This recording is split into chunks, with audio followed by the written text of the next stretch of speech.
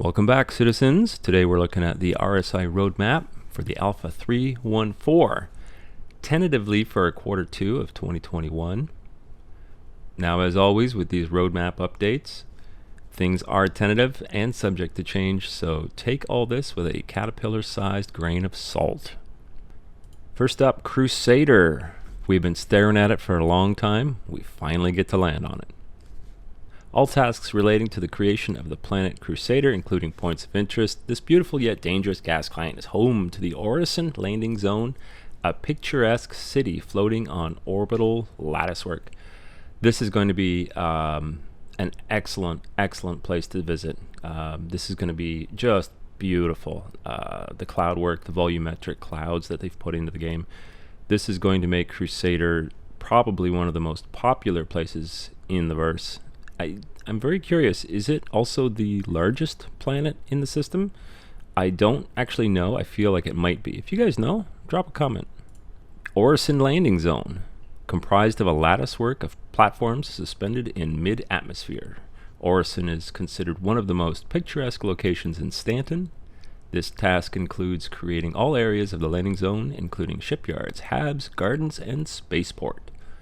This is going to be a sight to see. I cannot wait to fly my ship through the clouds of Crusader and see the Orison landing zone for the first time. This is going to be quite a sight.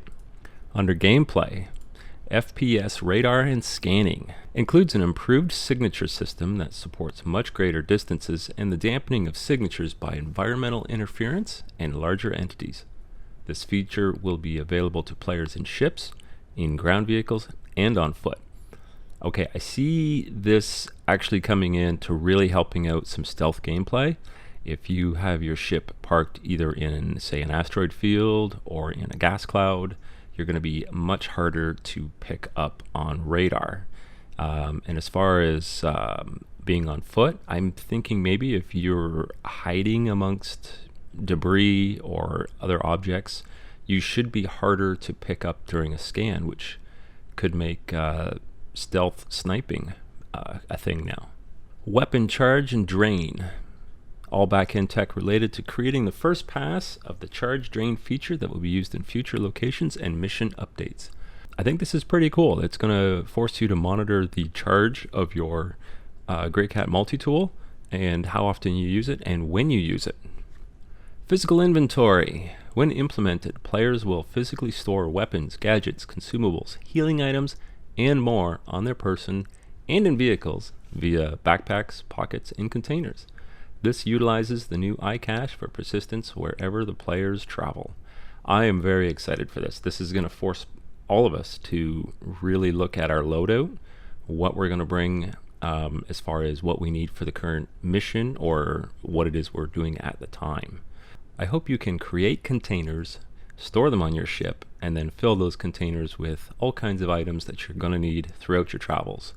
Medipens, any kind of healing items, food, water, ammo.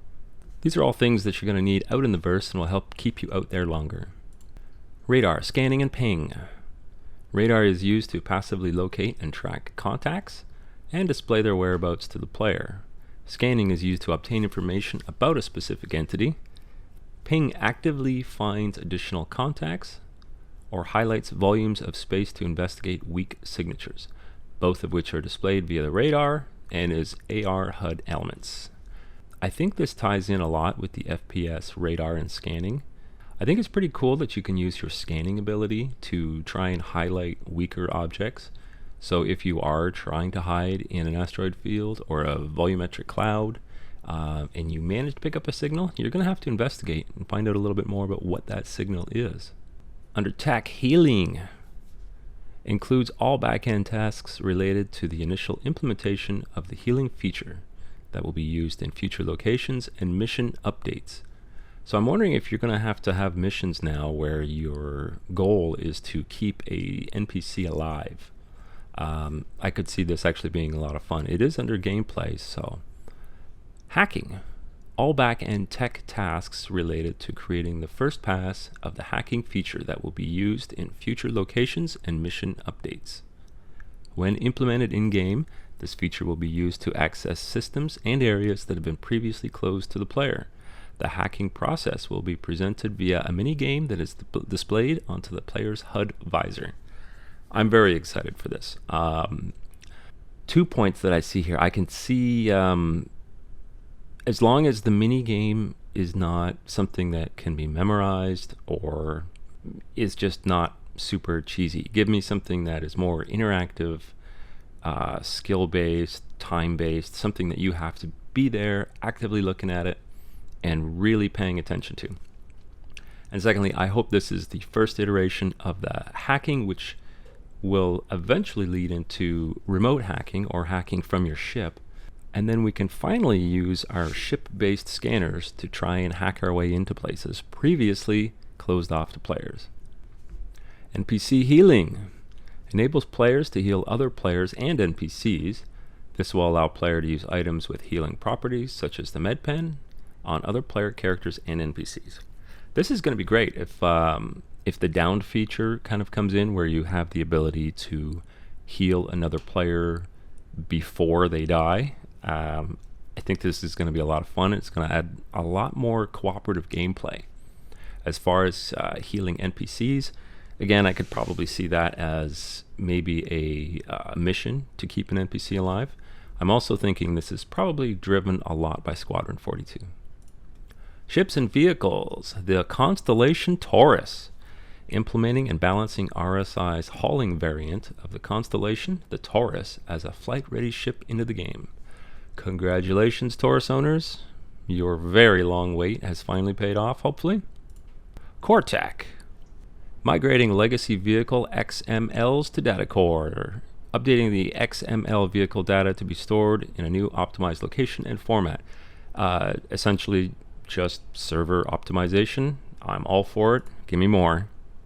Vehicle module swapping. System support enabling players to swap vehicle rooms and modules.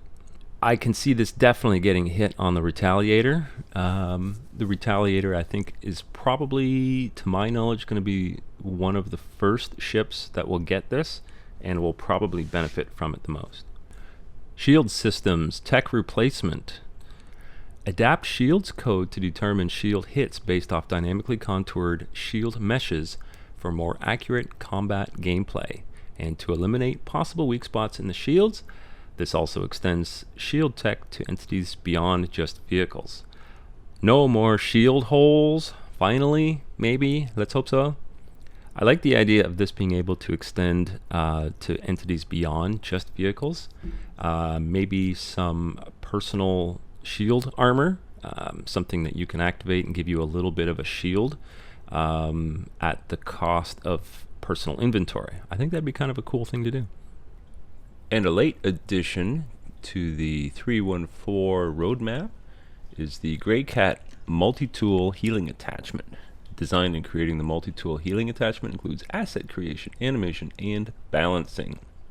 And to go along with that, the Cure Life medical tool. Create a Cure Life branded medical tool for use in the field and within hospitals. This will be used by medics instead of the multi-tool. So it sounds like this is the upgraded version, used primarily by medics to actually heal, and I think it can actually diagnose issues as well, where the multi-tool will just be there as a don't let me die feature. And that puts a whole lot of healing on the roadmap for 314. And that is the update roadmap for 314. What do you guys think? Are you excited to finally see Crusader? It's been a very long time. Physical inventory. What's your personal loadout going to look like? Are you excited to finally see hacking make it into the game? Let me know your comments down below, guys. And as always, take care, and I'll see you in the verse.